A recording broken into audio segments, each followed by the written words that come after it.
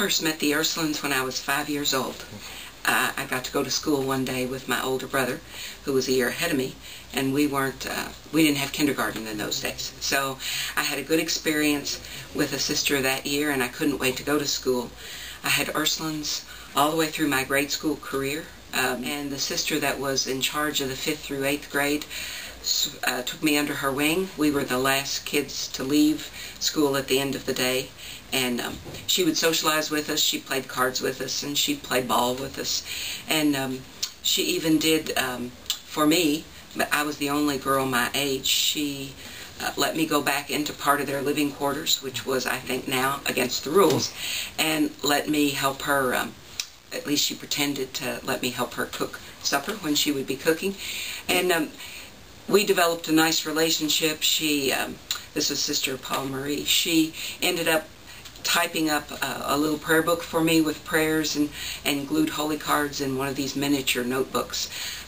And that was one of my favorite treasures in all my childhood. And she's the one who started talking about Mount St. Joseph.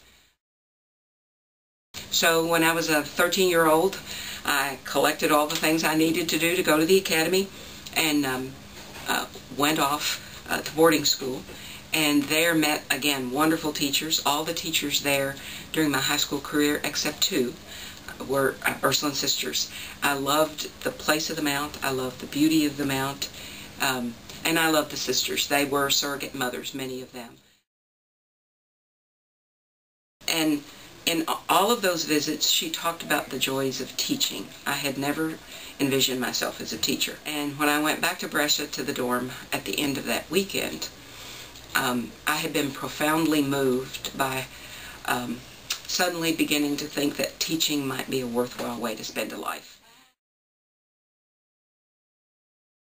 And I opened the New Testament, and it fell open to John, Gospel of John, the text that says, "Greater love than this no one has than to lay down your life for your friends." And it was another click in my head of things settling into place.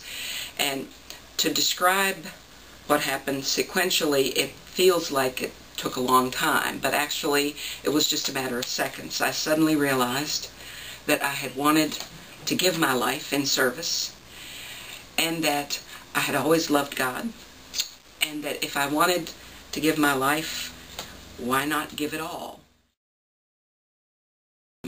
They helped me learn how to pray. They helped me learn how to believe in myself. I think I had opportunities as a sister I would never have had otherwise. And certainly I learned that in my experience of being an Ursuline sister, it ended up being true, the text I found in Scripture on that Sunday night. Greater love than this no one has than to give your life. They showed me how to give my life in service. But a group of women committed to God and to service can do things together that we could never do alone.